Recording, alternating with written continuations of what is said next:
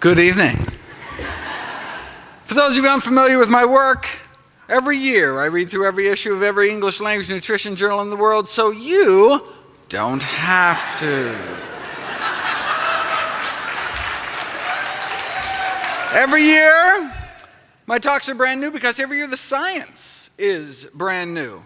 I then compile the most interesting, most groundbreaking, most practical findings to new videos and articles I upload every day to my nonprofit site, nutritionfacts.org.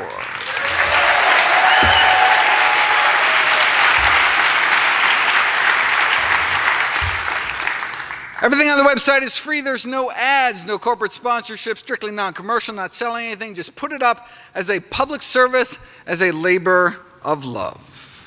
New videos and articles every day on the latest in evidence-based nutrition. In my 2012 review, I explored the role diet may play in preventing, treating, and reversing our deadliest diseases. In 2013, I covered the most common conditions. In 2014, I went through our leading causes of disability. This year, I'd like to address some of our most dreaded diseases, and cancer tops the list in the latest Gallup poll. The number one cancer killer in the United States of both men and women is lung cancer. But if you look at the rates of lung cancer around the world, they vary by a factor of 10. If there's nothing we could do to prevent lung cancer, you'd assume the rates would be about the same everywhere. I mean, if it just happened kind of randomly.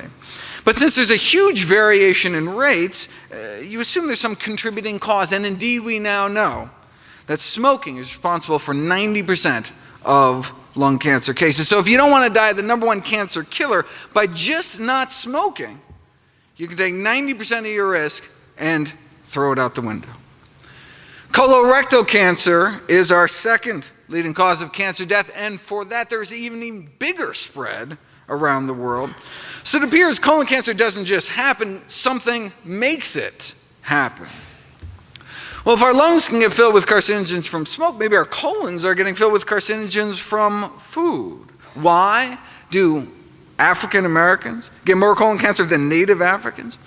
Why that population? Because colon cancer is extremely rare in Native African populations, like more than 50 times lower rates than Americans, white or black. And we used to think it was all the fiber that they were eating. However, the modern African diet is highly processed, low in fiber, yet there's been no dramatic increase in colon cancer rates. And we're not just talking low fiber intake, we're talking United States of America low fiber intake, down to around half the recommended daily allowance. Yet colon disease remains rare in Africa, still 50 times less colon cancer. Maybe it's because they're thinner and exercise more. No, they're not, and no, they don't. If anything, their physical activity levels may actually be lower than ours. So if they're sedentary like us, eating mostly refined carbs, few plant foods, little fiber like us, why do they have 50 times less colon cancer? Well, there is one big difference. The diets of both African Americans and Caucasian Americans is rich in meat, whereas the native Africans' diet is so low in meat and saturated fat. They have cholesterol levels averaging 139 compared to over 200 in the US. So yeah, they don't eat a lot of fiber anymore, but they continue to minimize meat and animal fat intake, supporting evidence that perhaps the most powerful determinants of colon cancer risk are the levels of meat and animal fat intake. So why do Americans get more colon cancer than Africans? Maybe the rarity of colon cancer in Africans is associated with their low animal product consumption. But why? Did you ever see that takeoff of the industry slogan, beef, it's what's for dinner? Beef, it's what's rotting in your colon. Right?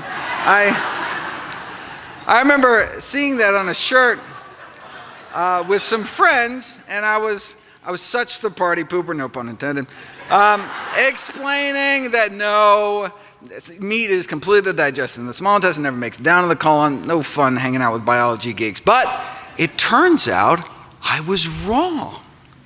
Turns out up to 12 grams a day of protein can escape digestion, and when it does, it reaches the colon, it can be turned into toxic substances like ammonia. This degradation of undigested protein in the colon is called putrefaction, right? So a little meat can actually end up putrefying in our colon.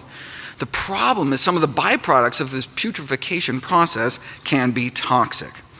The same thing happens with other animal proteins. If you eat egg whites, for example, some of that can putrefy too. You say, well, what are you saying? There's protein in plants too. The difference is that animal proteins tend to contain more sulfur-containing amino acids like methionine, which is found concentrated in fish and chicken, than eggs, less in dairy and beef, but much less in plant foods, which can be turned into hydrogen sulfide in the colon, the rotten egg gas that doesn't just smell bad, but can produce changes in the colon that increase cancer risk.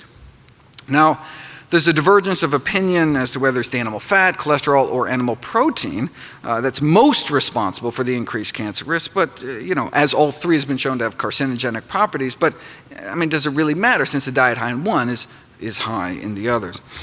But the protein does more than just putrefy, though. Animal protein consumption causes an increase in blood levels of cancer-promoting growth hormone called IGF-1.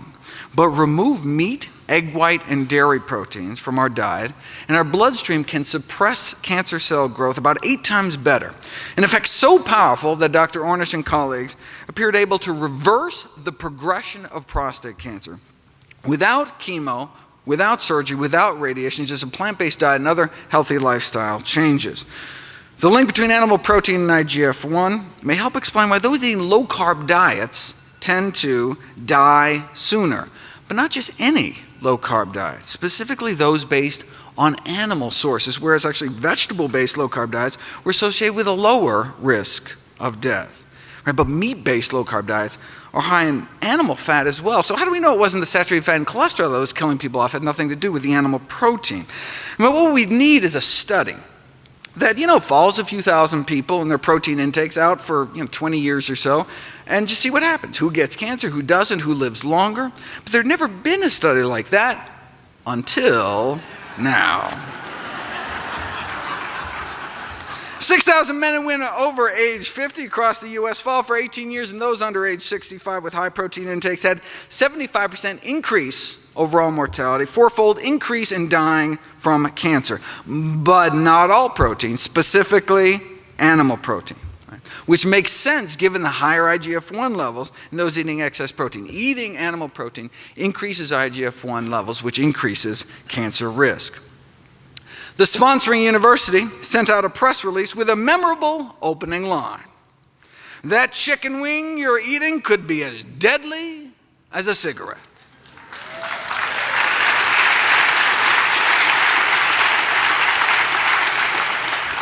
Explaining that eating a diet rich in animal protein during middle age makes you 4 times more likely to die of cancer, a mortality risk factor comparable to smoking. Look, almost everyone's going to have a cancer cell or a precancerous cell in them at some point. The question is, does it progress? And that may depend on what we eat. See, most malignant tumors are covered in IGF-1 receptors, but if we have less IGF-1, the tumor may not progress. And it wasn't just more deaths from cancer. Middle-aged people who eat lots of proteins from animal sources were found to be more susceptible to early death in general. Crucially, the same did not apply to plant proteins like beans. And it wasn't the fat, it was the animal protein that appeared to be the culprit. So what was the response to this revelation that diets high in meat, eggs, and dairy could be as harmful to health as smoking? One nutrition scientist replied that it was wrong and potentially dangerous. Not the discovery that animal protein may be killing people, but the way they were telling people about it. It could damage the effectiveness of important public health messages. A smoker might think, why bother quitting if my cheese and ham sandwich is just as bad for me?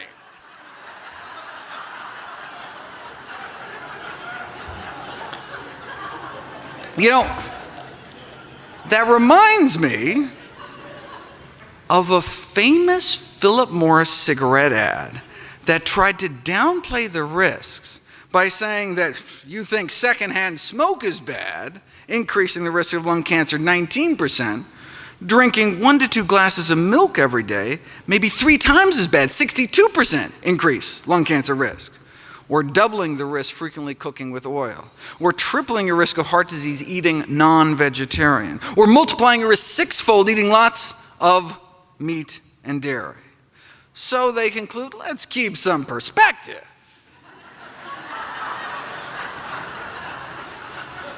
The risk of lung cancer, the risk of secondhand smoke may be well below the risk reported for other everyday activities, so breathe deep, basically. All right? And that's like saying, oh, don't worry about getting stabbed, because getting shot is much worse. How about neither? 2 risks don't make a right.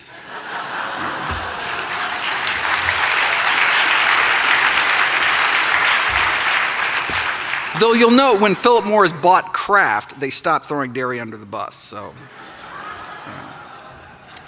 the heme in the ham may also play a role. Heme iron is the form of iron found in blood and muscle and may promote cancer by catalyzing the formation of carcinogenic compounds. Cancer has been described as a ferrotoxic disease, a disease in part of iron toxicity. Iron is a double-edged sword. Iron deficiency causes anemia, but excessive iron may increase cancer risk by acting as a pro-oxidant, generating free radicals that may play a role in a number of dreaded diseases like stroke. But look, only the heme iron, the blood and muscle iron, right? Not the non-heme iron that predominates in plants. Same with heart disease, only the heme iron. Same with diabetes, only the heme iron. And same with cancer. In fact, you can actually tell how much meat someone is eating by looking at their tumors. To characterize the mechanisms underlying meat-related lung cancer development, they asked lung cancer patients how much meat they were eating and examined the gene expression patterns in their tumors and identified a signature pattern of heme-related gene expression. Though they just looked at lung cancer, they expect these meat-related gene expressions changes to occur in other cancers as well. The safest form of iron then is non-heme iron, found naturally in abundance in whole grains, beans, split peas, chickpeas, and lentils, dried fruit, nuts, and seeds. How much money can be made on beans, though? So the food industry came up with blood-based crisp bread made out of rye and cattle and pig blood. One of the most concentrated sources of heme iron, about 2/3 more than chicken blood, though. If blood-based crackers don't sound appetizing, they do have cow blood cookies or blood-filled biscuits. The filling does end up dark-colored, chocolate-flavored paste with a very pleasant taste. Dark colored because spray-dried pig's blood can have a darkening effect on a food product's color, but the worry is not the color or the taste, it's the heme iron, which because of the potential cancer risk is not considered safe to add to foods for the general population. This reminds me of nitrosamines, a class of potent carcinogens found in cigarette smoke. They are considered so toxic that carcinogens of this strength in any other consumer product destined for human consumption would be banned immediately. And if that were the case, they would have to ban meat. One hot dog has many nitrosamines and nitrosamines as 5 cigarettes. And these carcinogens are also found in fresh, unprocessed meat as well, beef, chicken, pork. But practice meatless Mondays and you can wake up Tuesday morning with nearly all these carcinogens washed out of your system. So toxic, nitrosamines should be banned immediately, but are still allowed for sale in cigarettes and meat because the carcinogens are found there naturally, right? It'd be illegal to add them, but hey, if they're found there, right? Just like the heme iron, not safe enough to expose the general population to, but allowed for sale at the deli counter. The irony is that the iron and the protein are what the industry boasts about, right? Those are supposed to be the redeeming qualities of meat, right? Protein and iron. But sourced from animal foods may do more harm than good. And that's not to mention all the other stuff, like the saturated fat and industrial pollutants and hormones that may play a role in our third leading cancer killer, breast cancer. Steroid hormones are unavoidable in food of animal origin, but cow milk may be of particular concern. The hormones naturally found in even organic cow's milk may have played a role in the studies that found that a relationship between milk and dairy products with human illnesses, not just like teenagers' acne, but prostate, breast, ovarian, and uterine cancers, many chronic diseases plaguing the Western world, as well as male reproductive disorders, from an increased risk of early puberty all the way to endometrial cancer in older women. But hormonal levels in food could be particularly dangerous in the case of vulnerable populations such as young children and pregnant women, in which even a small hormonal intake could mean a large change in metabolism. Look, dairy milk evolved to put a few 100 pounds onto a calf, right?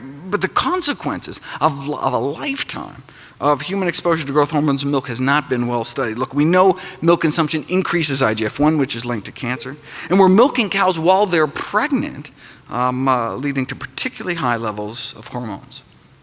Although dairy products are an important source of hormones, other products of animal origin must be considered as well. This could explain why women can cut their breast cancer risk more than half by not just being normal weight and limiting alcohol, but also eating mostly foods of plant origin. Now, to help differentiate the effects of diet from other behaviors like smoking, drinking on overall cancer incidence, Adventists were compared to Baptists. Now, both discourage alcohol and tobacco, but Adventists go further, encouraging reduction of meat. In general, the Adventists had less cancer than the Baptists, and within Adventist populations, the vegetarians did even better, and those eating the most plant-based did the best. All edible tissues of animal origin contain estrogen. This may explain why women avoiding all animal products have a twinning rate, which is 1/5 that of vegetarians and omnivores. It appears vegan women have 5 times fewer twins, presumed to be because they're not exposed to all these hormones in the diet. Now, why is that a good thing? Because twin pregnancies can unfortunately be risky pregnancies for both mom and the babies, which may be 10 times more likely to die at birth. To avoid these complications, women attempting conception may want to consider avoiding milk and dairy products. And this isn't even talking about the synthetic hormones that are injected, implanted, and fed into farm animals. In 1979, an epidemic of breast enlargement was noted in Italian children. Poultry or veal was suspected because they were using estrogens to accelerate weight gain. So after this episode, Europe banned the use of anabolic growth promoters in agriculture and banned the importation of American meat ever since, because we continue to inject animals with drugs like Zeranol, sold as Ralgro Magnum. You drip Zeranol-containing blood from implanted cattle into normal breast cells, human breast cells in a petri dish, and you transform them into breast cancer cells within 21 days. Okay, but people aren't petri dishes, because these anabolic growth promoters in meat production are by far the most powerful, potent hormones found in human food. We really should be testing people, especially children, before and after eating meat. Until we do that, we really don't know what kind of threat they pose. Though the fact that Zeranol is as potent as DES should concern us. DES is another synthetic estrogen marketed to pregnant women, all pregnant women, until 1971, when it was shown to cause cancer of the vagina in their daughters. But it was also used in meat. In the absence of effective federal regulation, the meat industry uses hundreds of animal feed additives with little or no concern about the cancer-causing and other toxic effects. Illustratively, after decades of misleading assurances about the safety of DES in the meat supply, we finally banned it some 40 years after it was already shown to cause cancer. The meat industry then promptly switched to other potentially carcinogenic additives such as this Ralgro Magnum. When girls started dying of vaginal cancer, DES-treated meat was subsequently banned in Europe. However, misleading insurances, including the deliberate suppression of residue data, managed to delay a U.S. ban on DES in the meat supply for another 8 years. Where are we today? Virtually the entire U.S. population consumes without any warning, label, or information unknown, unpredictable amounts of hormone residues in meat products over a lifetime. If all hormonal and carcinogenic feed additives aren't banned immediately, the least we could do is label them. Label the hormone residue levels in all meat products, including dairy and eggs. Speaking of eggs, the next on the dreaded list of diseases is heart disease. Eggs are the number one source of choline, which can be converted by gut bacteria into a toxin that increases the risk of stroke, heart attack, and death. Eggs are also the number one source of cholesterol. Why does it matter if we have lots of cholesterol circulating throughout our bloodstream? Cholesterol doesn't just infiltrate our arteries and help that form those inflamed pockets of pus within our arterial walls, but may play an active role in the final fatal plaque rupture. Cholesterol crystals may actually pop our plaque. If you look at ruptured plaques from autopsies, they're filled with cholesterol crystals protruding from the plaque. Cholesterol in the plaque may get so supersaturated that it reaches a point like it crystallizes like rock candy. And the growing crystals may then burst the plaque open. Here's a cholesterol crystal shooting out the top of a test tube. When you look at the tips of the crystals under a microscope, they are sharp, jagged needles. They placed a thin membrane over the top of the test tube to see if the needles would poke through. And indeed, the sharp tips of the cholesterol needles cut through the membrane. So they showed that as cholesterol crystallizes, the peak volume then increases rapidly, and then sharp tip crystals can cut through and tear membranes, suggesting there's this crystallization of supersaturated cholesterol in atherosclerotic plaques that can induce those final ruptures. And indeed, that's what you see on autopsy. All patients who died of acute heart attacks had these perforating cholesterol crystals like this, sticking out of their plaques, but no crystals were found perforating the arteries of people with severe atherosclerosis that first died of other kind of non-cardiac causes. This can explain why dramatically lowering cholesterol levels with diet and drugs if necessary can reduce the risk of fatal heart attack by pulling cholesterol out of the artery wall, decreasing the risk of crystallizing these cholesterol needles that can then pop the plaques in our arteries. High cholesterol can also cause what's called fatty liver disease, our next global chronic disease epidemic. Fatty deposits in our liver can trigger inflammation and result in liver cancer, failure, and death. And again, it may be these crystals, cholesterol crystals, triggering the progression of fatty liver into serious hepatitis. We're talking dietary cholesterol, the cholesterol people eat in eggs and other animal products. Strong association between cholesterol intake and hospitalization and death from cirrhosis and liver cancer. And beyond just the crystals, dietary cholesterol may oxidize and directly cause toxic and carcinogenic effects. It was not appreciated until recently that the average cholesterol in the United States, the so-called normal levels, were actually abnormal, accelerating the blockages in our arteries and putting a large fraction of the normal population at risk. Having a normal cholesterol in a society where it's normal to drop dead of a heart attack, not necessarily a good thing. Normal cholesterol levels may be fatal cholesterol levels. In cholesterol lowering, moderation kills.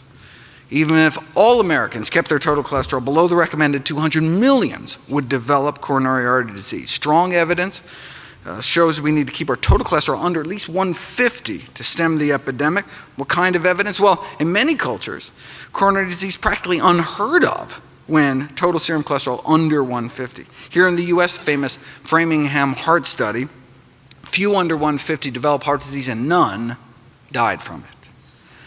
We cannot continue to have these public and private organizations at the forefront of health leadership recommending to the public a dietary plan that guarantees that millions will perish of the very disease that the guidelines are supposed to prevent. The reason given by health authorities to not tell people the truth, for not advocating what the science shows is best, was that it might frustrate the public. who may have difficulty getting their cholesterol levels that low. Right? But the public's greatest frustration might come from not being informed of the optimal diet for health.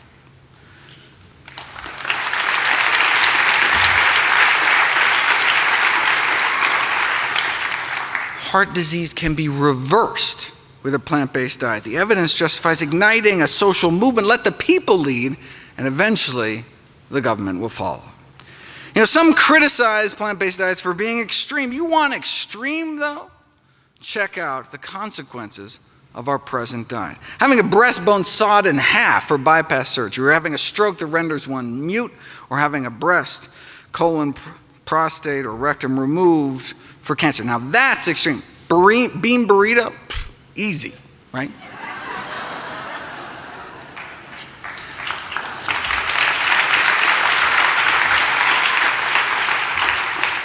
Instead of just bypassing the problem, literally, you can treat the cause. Arrest and reverse heart disease, our number one killer, with a whole food, plant-based diet.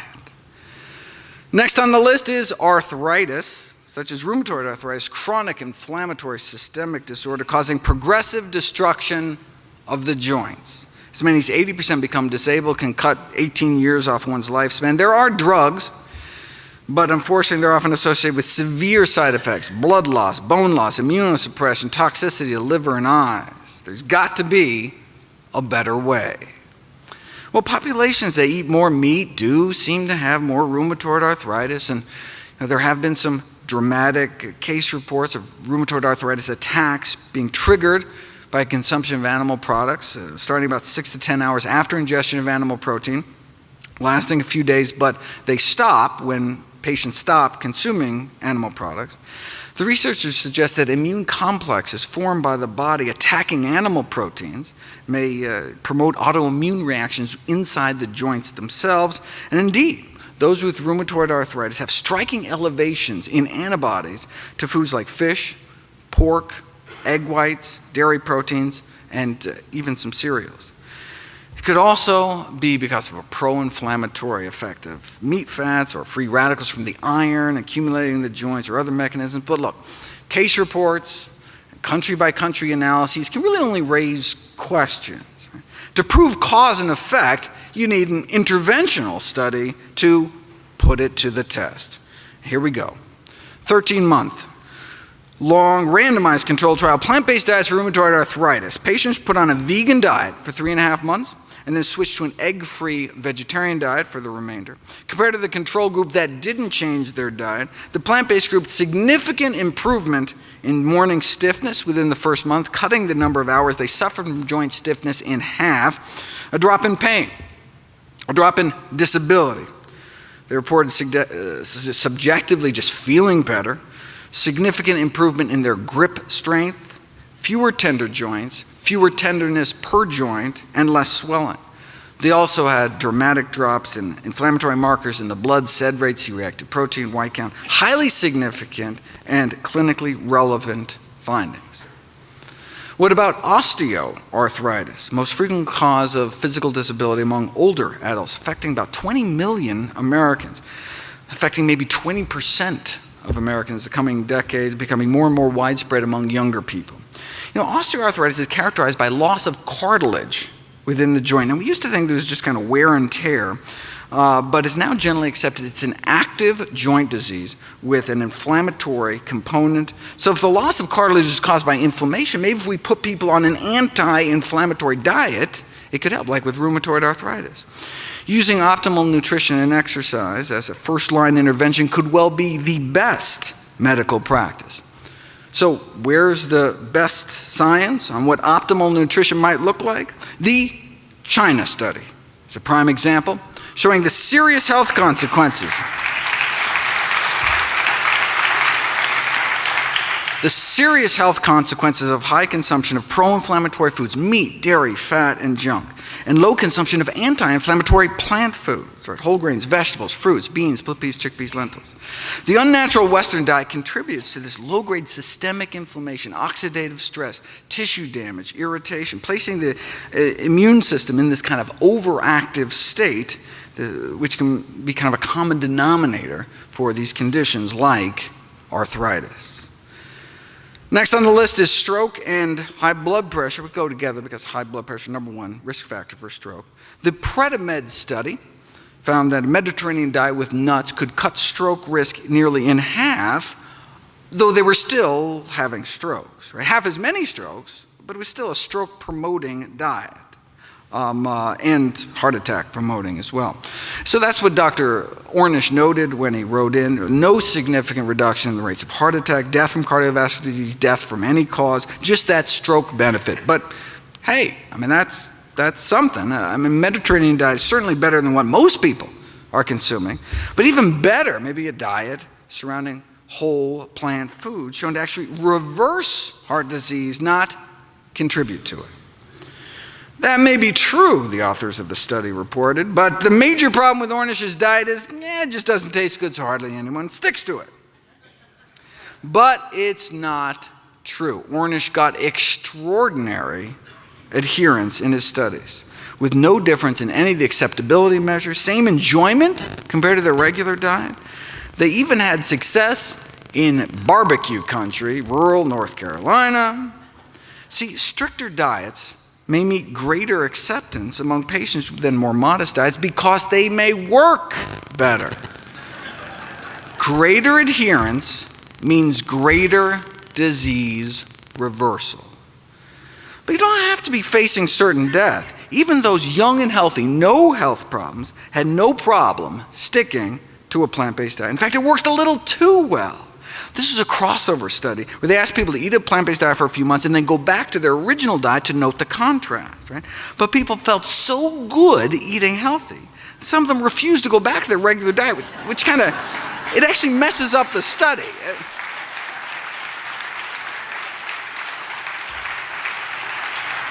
So they were, losing weight with no calorie counting or portion control. They had more energy. Their periods got better, better digestion, better sleep. And many were like, no way, we're not going back, right? But if doctors just presume people aren't going to eat this way, self-fulfilling prophecy, right? Just like smoking doctors are less likely to tell their patients to stop smoking, and couch potato docs are less likely to counsel exercise or things like fruits and vegetables, we need to role model healthy behavior. This greatly enhances our credibility and effectiveness. Gone are the days of traditional authority when the fat physician, dropping cigarette ash down his gravy-stained vest, could credibly prescribe a change in behavior. One reason why plant-based diets can save so many millions is because the number one risk factor for death in the world is high blood pressure, laying to waste 9 million people every year. In the United States, killing off more than 1,000 a day, 400,000 Americans dead every year. High blood pressure affects like 78 million Americans. It's 1 in 3 of us, and as we age, our pressures creep higher and higher, such that by age 60, strikes more than half. If it affects most of us when we get older, maybe it's less a disease and more just kind of a natural, inevitable consequence of aging. No. We've known for nearly a century that high blood pressure need not occur. Researchers measured the blood pressure of 1,000 people in rural Kenya who ate a diet centered around whole plant foods, whole grains, beans, vegetables, fruit, dark green leafy vegetables. Now, up until age 40, the blood pressures of the rural Africans about the same as Europeans and Americans, 120s over 80s. But as Westerners age, their pressures creep up, such that by the age 60, the average person is hypertensive, exceeding 140 over 90. What about those eating plant-based? Their pressures improved with age. Not only did they not develop hypertension, their blood pressures actually got better. Now, this whole 140 over 90 thing is arbitrary. Just like studies show that lower the cholesterol, the better. Really no safe level above 150. Blood pressure studies also support this kind of lower the better approach to blood pressure reduction. Even people starting out with blood pressures under 120 over 80 appear to benefit from blood pressure reduction. So the ideal blood pressure, the no benefit from reducing it further blood pressure, is actually 110/70. Is it even possible to get blood pressures down to 110/70? It's not just possible, it's normal for those eating healthy enough diets. Over 2 years at a rural Kenyan hospital, 1,800 patients are admitted. How many cases of high blood pressure did they find? 0. Wow, so they must have had low rates of heart disease. No, they had no rates of heart disease. Not low risk, no risk. Not a single case of arteriosclerosis, our number one killer, was found. Rural China, too. About 110/70 their entire lives. Now, look, Africa, China, vastly different diets, but what they share is the common theme that they're plant-based day to day, with meat only eaten kind of on special occasions. Now, why do we think it's the plant-based nature of their diet that was so protective? Because in the Western world, as the American Heart Association has pointed out, the only folks really getting down that low are the strict vegetarians, coming in at about 110/65. So, does the American Heart Association recommend a strict vegetarian diet? No, they recommend the DASH diet. The DASH diet has been described as a lacto-vegetarian diet, but it's not. It emphasizes fruits and vegetables and low-fat dairy, but just a reduction in meat. Why not vegetarian? I mean, we've known that for decades, food of animal origin highly significantly associated with blood pressure. In fact, you can take vegetarians, pay them enough to eat meat, and you can see their blood pressures go right up. So when the DASH diet was created, were they just not aware of this landmark research done by Harvard's Frank Sachs? No, they were aware. The chair of the design committee that came up with the DASH diet was Frank Sachs.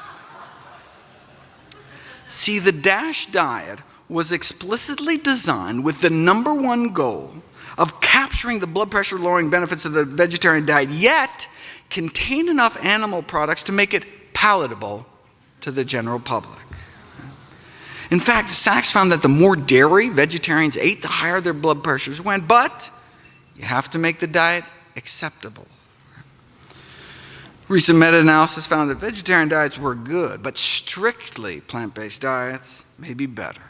Vegetarian diets in general confer protection against cardiovascular disease, some cancers, and death, but completely plant-based diets seem to offer additional protection for obesity, hypertension, type 2 diabetes, and heart disease mortality. Based on a study of 89,000 Californians, those eating meat-free diets appeared to cut the risk of high blood pressure in half, but those eating meat-free, egg-free, and dairy-free diets cut their risk 75%.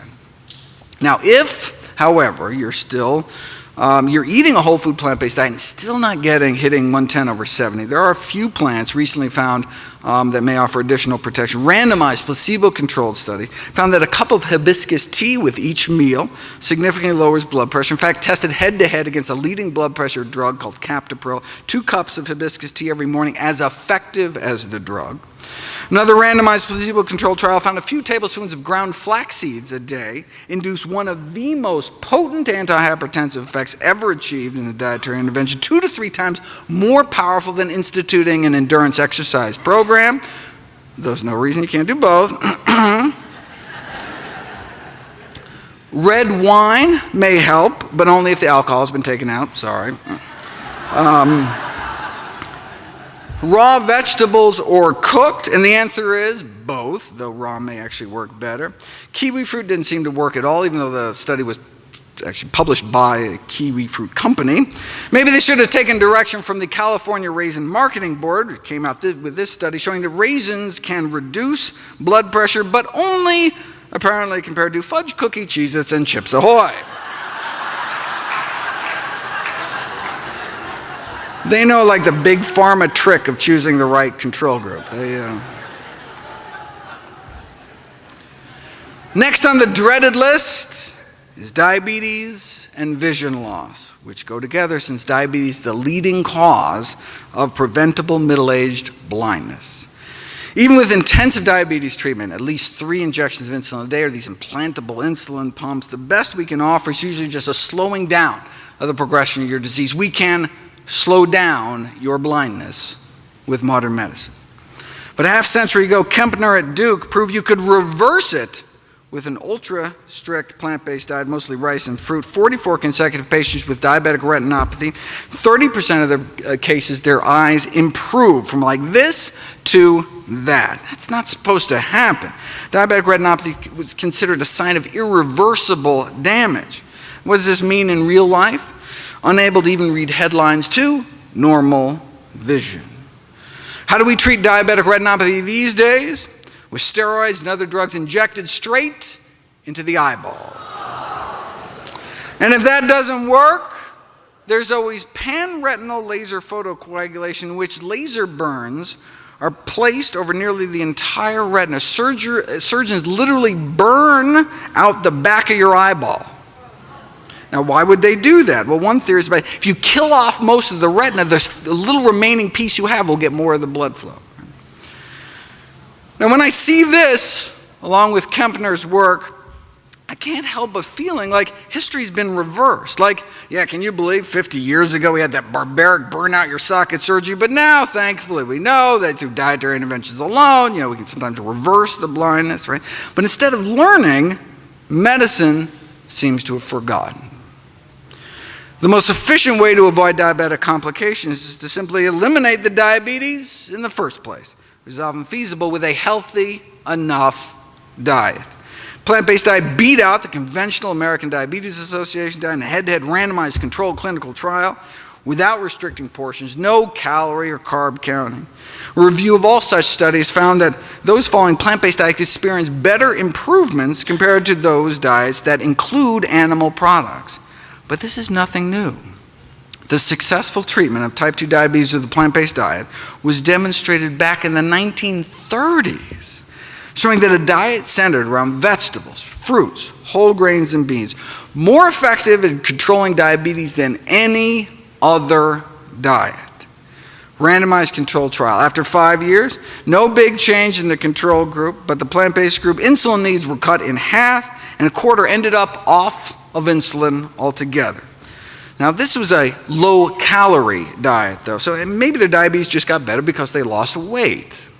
To tease that out, what we would need is a study where they switch people to a healthy diet but force them to eat so much food that they'd actually maintain their weight.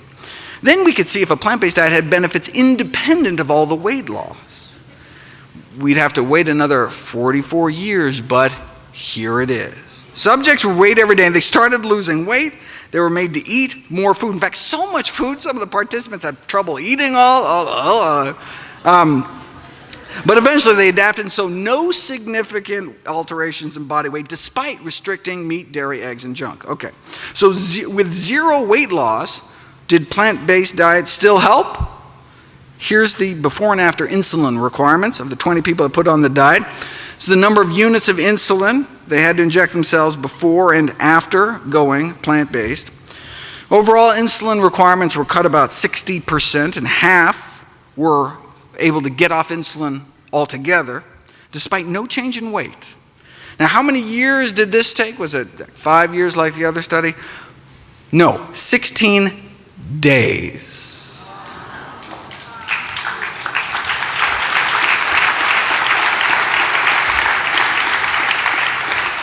So we're talking diabetics who have had diabetes for as long as 20 years, injecting as much as 20 units of insulin a day, and then as few as 13 days later, they're off insulin altogether, thanks to less than 2 weeks of a plant-based diet. Diabetes for 20 years, then off all insulin in less than 2 weeks. Here's patient 15, 32 units of insulin on the control diet, and then 18 days later on none. Lower blood sugars on 32 units less insulin. That's the power of plants. And as a bonus, their cholesterol dropped like a rock too in 16 days to under 150. Just like moderate changes in diet usually result only in modest reductions in cholesterol, asking patients with diabetes to make moderate changes achieves equally moderate results, which is one possible reason they end up on drugs, injections, or both. Right? Everything in moderation is a truer statement than people realize. Moderate changes in diet can leave one with moderate blindness, moderate kidney failure, moderate amputations, maybe just a few toes. Right? Moderation in all things is not necessarily a good thing. The more we as physicians ask from our patients, the more we are likely to get. The old adage, shoot for the moon, seems to apply, may be more effective than limiting patients to small steps that may sound more manageable but not sufficient to actually stop the disease. The only thing better than reversing diabetes is not get it in the first place.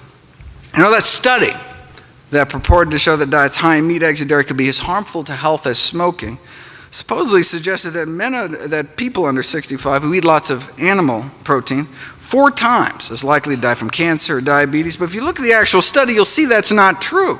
Those eating a lot of animal protein didn't have just 4 times more risk of dying from diabetes. They had 73 times higher risk of dying from diabetes. As one eats more and more plant-based, there appears to be a stepwise drop in the rates of diabetes, down to 78% lower prevalence among those eating strictly plant-based. Where protection building incrementally as one moved from eating meat daily to less than daily, right? To just fish, to no meat, to no eggs and dairy either. Similar pattern was found for the leading cause of vision loss among elderly, cataracts, right? This suggests it's not all or nothing. Any steps we can make towards eating healthier may accrue benefits. But why? Why is total meat consumption associated with higher risk of diabetes, especially processed meat, particularly poultry? Well, there's a whole list of potential suspects, culprits in meat. Yes, it may be the animal protein. Maybe it's the animal fat. Maybe it's the cholesterol. Maybe it's the iron leading to free radical formation, which can cause inflammation. Advanced glycation end products are another problem.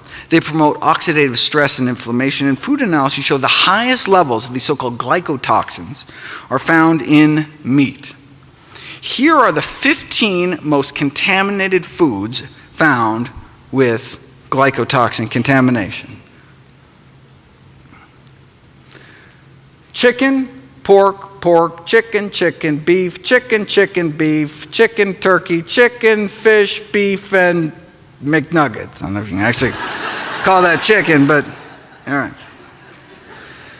Though other foods from animal sources can also harbor these pro-oxidant chemicals. Now in this study, they fed diabetics foods packed with glycotoxins, chicken, fish, eggs, and their inflammatory markers shot up, like tumor necrosis factor, C-reactive protein. Thus in diabetics, these dietary AGEs can promote inflammatory mediators leading to tissue injury. The good news is that restricting these kinds of foods may suppress the inflammatory effects of these glycotoxins, may be kind of the missing link between increased consumption of animal fat and meat and the subsequent development of type 2 diabetes in the first place, as well as Alzheimer's disease, the final disease on our dreaded list.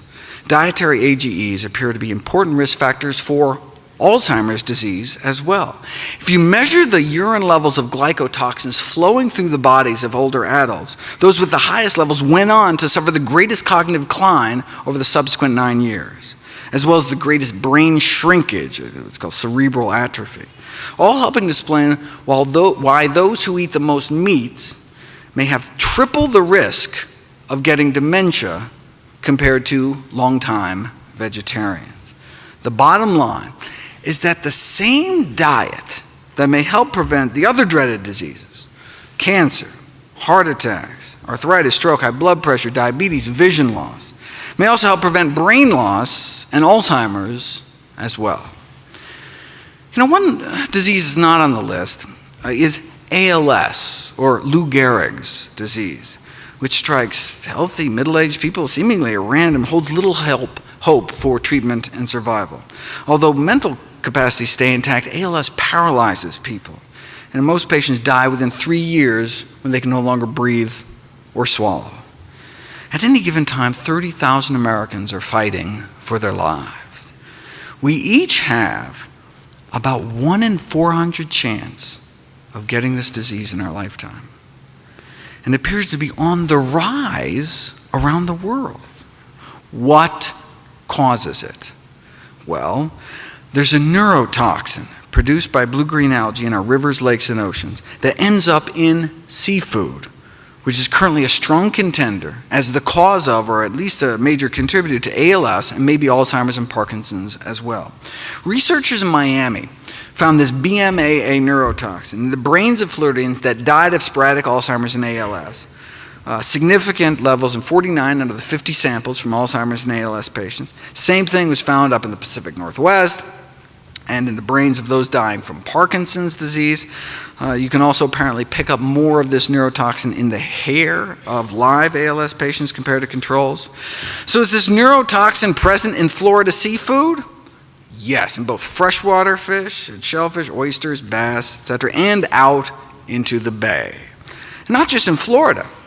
On up the eastern the seaboard, out in the Midwest. So this could explain ALS clusters around lakes in New Hampshire, or fish in Wisconsin, or blue crabs from the Chesapeake around where I live, or seafood eaters in France, or in the Finland's Lakeland district, or around the Baltic Sea, building up particularly in fish, mussels, and oysters. There is a general consensus that these harmful algal blooms are increasing worldwide, thanks in part to industrialized agriculture, which may increase the exposure to this neurotoxin, leading to possible increased risk of these horrible neurodegenerative diseases. With substantial and ever-growing evidence that this neurotoxin does play a role in the onset and progression of neurodegenerative diseases, the most important question is, what activity does BMAA exert? No, it's not. The most important question is, how do we reduce our exposure? We know the presence of this neurotoxin in aquatic food chains could be a significant human health hazard, so until more is known, it may be prudent to reduce our risk by limiting exposure to BMAA in the human diet. Now, there are neurotoxins in the dairy supply too, which may explain the link between milk consumption and Parkinson's. High levels of organochlorine pesticide residues are found in milk and the brains of Parkinson's patients. And other pollutants like tetrahydride, so quinoline, which is actually what scientists use to try to induce the disease in primates found in the milk supply, particularly cheese. So maybe the dairy industry should do these toxin screenings of milk. Good luck with that. You could always just not drink the stuff, but then what about your bones? That's a marketing ploy. If you look at the science, milk does not appear to protect against hip fracture risk, whether drinking during the adult years or drinking during one's teen years. If anything, milk consumption was associated with a borderline increase in fracture risk in men. This suggests a partial explanation for the long-standing enigma that hip fracture rates are highest in populations with the greatest milk consumption. This enigma irked a Swedish research team puzzled by studies again and again had shown a tendency for higher risk of fracture with higher milk consumption. Well, there is a rare birth defect called galactosemia, where babies are born without the enzyme needed to detoxify the galactose in milk. So they end up with high levels of galactose in their bloodstream, which causes bone loss. So maybe the researchers figured, even in normal people that can detoxify the stuff, maybe it's not so good for the bones to be consuming all that galactose all day. And galactose doesn't just hurt the bones. That's what scientists use to cause premature aging in lab animals. They slip them a little galactose, shorten their lifespan, oxidative stress, inflammation, brain degeneration, just like 1 to 2 glasses of milk's worth of galactose a day. Well, we're not rats though, but given the high amount of galactose in milk, recommendations to increase milk intake for the prevention of fracture could be a conceivable contradiction. So they decided to put it to the test, looking at milk intake and mortality as well as fracture risk to test the theory. 100,000 men and women followed for up to 20 years, and milk drinking women had higher rates of death, more heart disease, significantly more cancer for each daily glass of milk.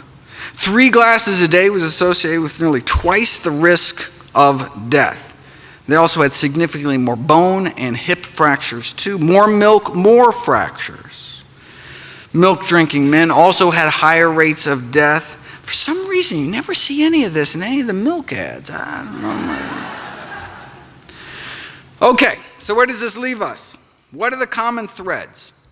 If you look at 4 of the major dietary quality scoring systems, which have all been associated with extending lifespan, less heart disease, less cancer, they all share only 4 things in common. What are those 4 things? More fruit, more vegetables, more whole grains, more nuts and beans. They're all built around a common core of diets rich in plant foods. We're of the opposite food patterns, Western diet, higher risk. So we need to optimize the food environment to support whole grains, vegetables, fruit, and plant-based sources of protein. Taking the diet quality indexes to the logical conclusion, the most plant-based diet comes out the most healthy diet. But again, it doesn't have to be all or nothing. I mean, we now have evidence that simple advice to increase the consumption of plant foods and decrease the consumption of animal foods actually has a survival advantage. And boy, do we need it. In terms of life expectancy, the U.S. is down around 27th of the 34 leading free market democracies. People in Slovenia live a year longer than citizens of the United States. Why? Most deaths in the United States are preventable and related to nutrition.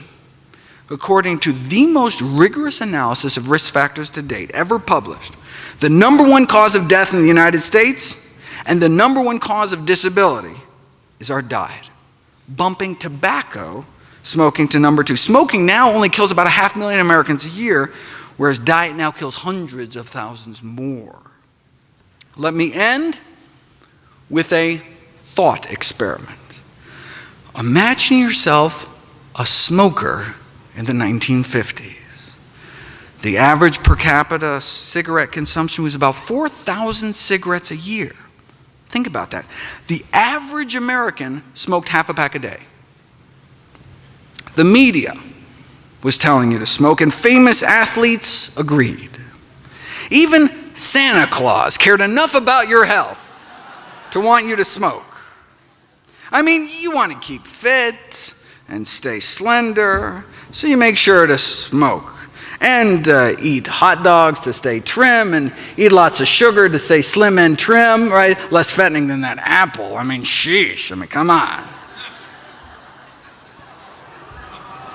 Though apples do connote goodness and freshness, reads one internal tobacco industry memo, which brings up many possibilities for a youth-oriented cigarette. Oh, shameless. All right. In addition to staying fit and slender and soothing your throat, for digestion's sake, you smoke. I mean, no curative power is claimed for Philip Morris, but an ounce of prevention is worth a pound of cure, so safe than sorry, better smoke.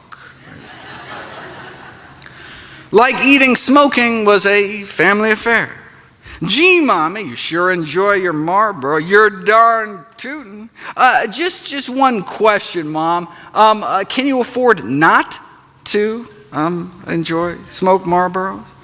Your kids were giving you cigarettes in the 50s. Even your dog was giving you cigarettes. Blow in her face and she'll follow you anywhere.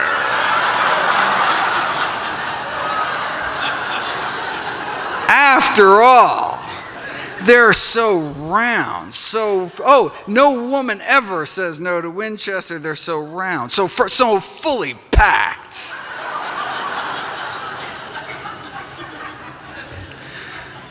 After all, John Wayne smoked them until he got lung cancer and died. Even the paleo folks were smoking. And so were the doctors. Yes, no, look, this is not to say there wasn't controversy within the medical profession. Yes, some, doctors smoke Camels, but other physicians preferred Luckies, so there actually was disagreement. There was, eminent doctors on high and impartial medical authority call for Philip Morris. Even the specialists could not agree which cigarette was better for your throat, so best to stick to the science, right? And more scientists smoke this brand, actually. This should not be rocket science, right? But even the rocket scientists have their own brand for the man who thinks for himself, right? What was the government saying? Smoke Luckies. I mean, who wouldn't want to give their throat a vacation, right? Not a single case of throat irritation. How could your nose or throat be adversely affected when cigarettes are just as pure as the water you drink? Look, and if you do get irritated, no problem. Your doctor can write you a prescription for cigarettes. This is from the Journal of the American Medical Association. After all, don't smoke is advice hard for patients to swallow. Reminds me of a recent survey of doctors who found the number one reason doctors don't prescribe heart-healthy diets today was their perception that patients fear being deprived of all the junk they're eating. Right? After all, Philip Morris reminded us, we want to keep our patients happy. To make a radical change in habit would do harm. You're a doctor, you don't harm your patients. The tobacco industry gave these medical journals big money to run ads like these. Not a problem, though Philip Morris claims come from completely reliable sources based on studies by recognized authorities, published in leading medical journals, even kindly offering to sell free packs of cigarettes to doctors so they can test them out themselves.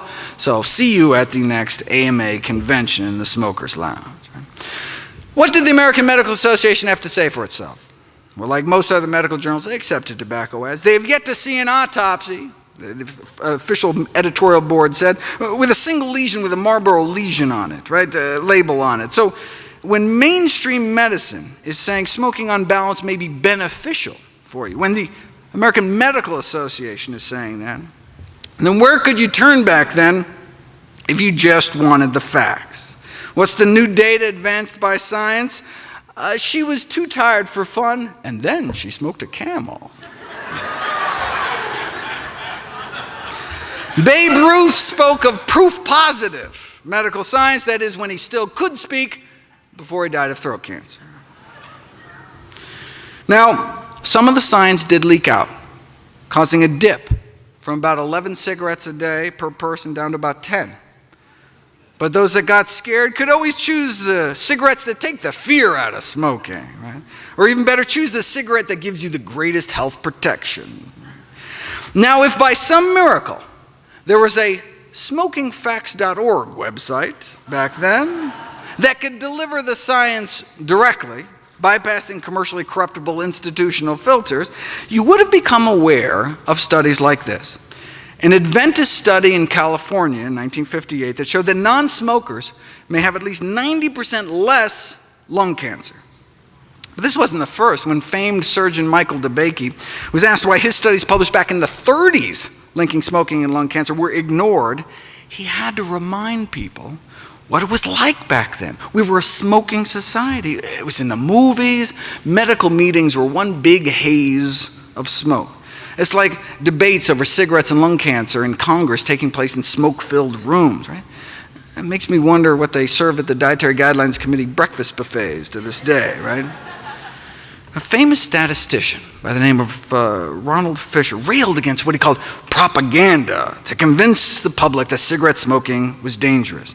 He made invaluable contributions to the field, but his analysis of lung cancer and smoking was flawed by an unwillingness to examine the entire body of data available.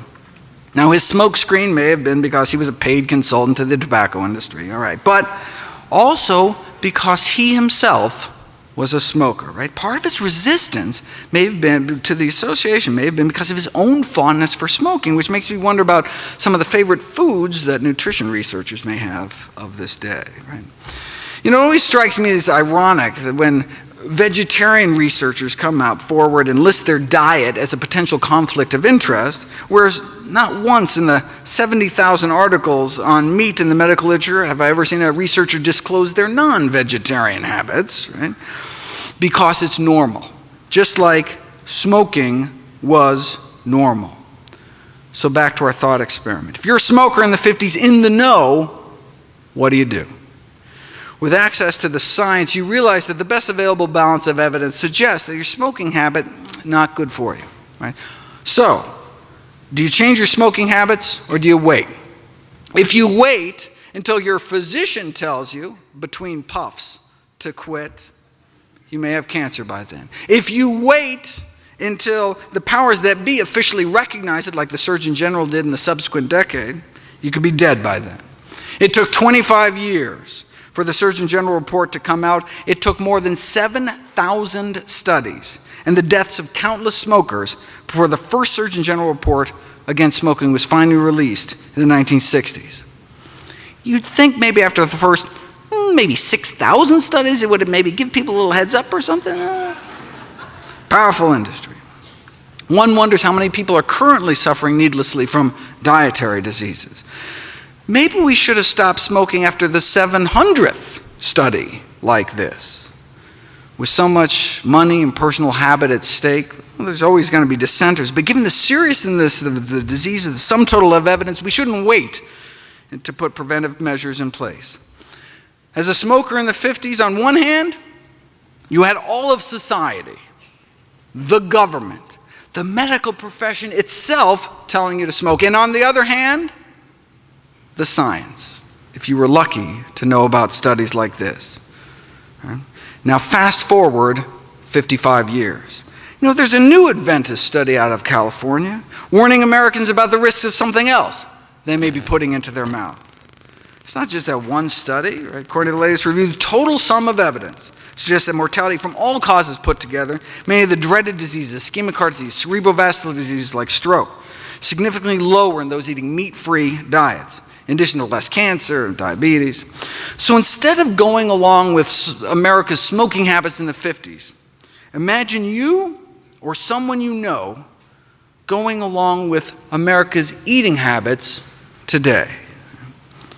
What do? With access to the science, you realize that the best available balance of evidence suggests that your eating habits are probably not good for you. If you wait until your physician, between bites, tells you to change your diet, it could be too late. Right? In fact, even after the Surgeon General's report, the medical community still dragged their feet. The AMA actually went on record withholding support from the Surgeon General report. They didn't endorse it. Could it have been because they had just received $10 million from the tobacco industry? Okay, so look, we know why the AMA have been sucking up to the tobacco industry, but why weren't individual doctors speaking out? Well, there were a few gallant souls ahead of their time, just as there are today, standing up against industries killing millions, but why not more? Maybe it's because the majority of physicians themselves smoke cigarettes, just like the majority of physicians today eat foods that contribute to our epidemic of dietary disease. What was the AMA's rallying cry back then? Everything in moderation. Sound familiar? Extensive scientific studies prove smoking in moderation. Okay. Today, the food industry used the same tobacco industry tactics, supplying misinformation, twisting the science. The same scientists for hire paid to downplay the risks of secondhand smoke and chemicals are the same hired by the National Confectioners Association to downplay the risks of candy, and the same hired by the meat industry to downplay the risks of meat. Consumption of animal products and processed foods cause at least 14 million deaths around the world every year. 14 million deaths. 14 million people dead every year. This is not a failure of individual willpower, says the Director General of the World Health Organization. This is a failure of political will to take on big business, which is a formidable opposition. Or few governments are willing to prioritize health over big business. As we learned from the experience with the tobacco industry, a powerful corporation can sell the public just about anything. If there's one thing we learned from the tobacco experience, wrote one district judge, it's how powerful profits can be a motivator, even at the cost of millions of lives and unspeakable suffering.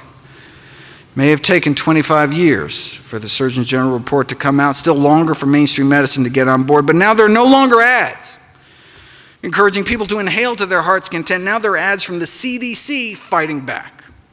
Food-wise, there was meat for health defense, or nourishing bacon, or doctors prescribe meat, or soda for that matter. Thank heavens tricks are habit forming, right? Now, just like there were those in the 30s, 40s, and 50s on the vanguard trying to save lives, today there are those turning ads about what you can do with pork butt to what the pork can do to your butt. The Physicians Committee for Responsible Medicine's "Meat is the New Tobacco" campaign, right? As Dr. Barnard tried to get across in an editorial published in the American Medical Journal Association's Journal of Ethics, plant-based diets can now be considered the nutritional equivalent of quitting smoking. How many more people have to die, though?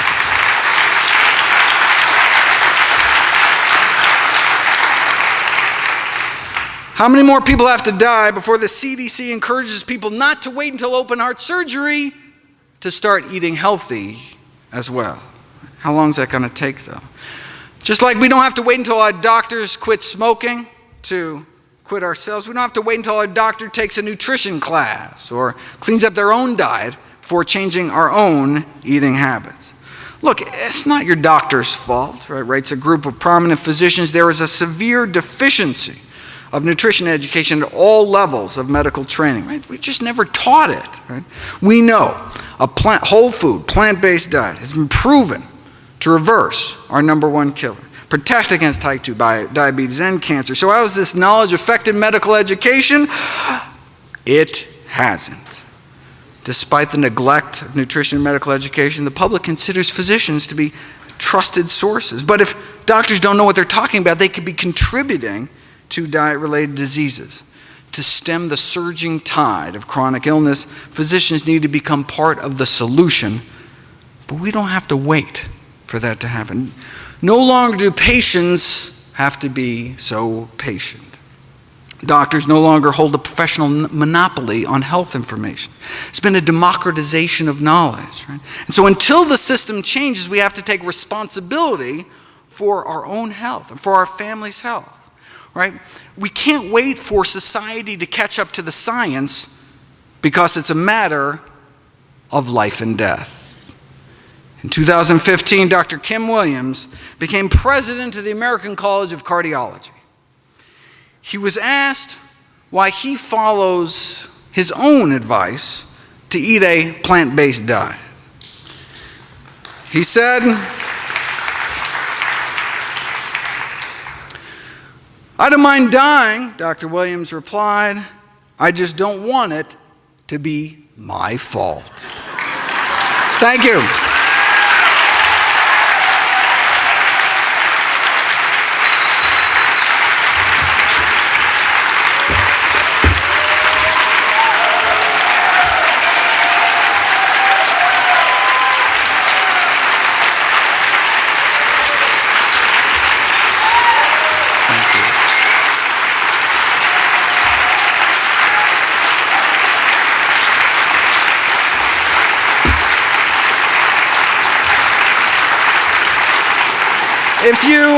If you missed last year's talk, I have it on DVD, and the year before that, and the year before that. You should have come to Summerfest, that's it. But as well as 25 other DVDs, all proceeds from the sale of my books, DVDs, speaking engagements, all goes to charity. Speaking of which, mark your calendars.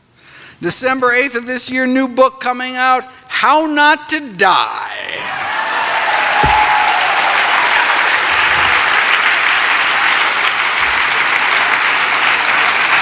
December 8th, very excited about not only a compilation of all my work with all the science, thousands of citations, but also a practical guide. I go through my kind of daily dozen checklist of all the things. I try to include my own diet, how much greens to eat, how much beans to eat, how much exercise, how much sleep. I'm working on it for over a year. Can't wait for everyone to read it. And in the meantime, all my work is available free at nutritionfacts.org. Thanks again. I want to say something. We are so fortunate to have Dr. Greger with us. I don't think there's anyone else on the planet that could do what you do. Thank you so much. And we are honored for you to debut this with us every year. Thank you so much.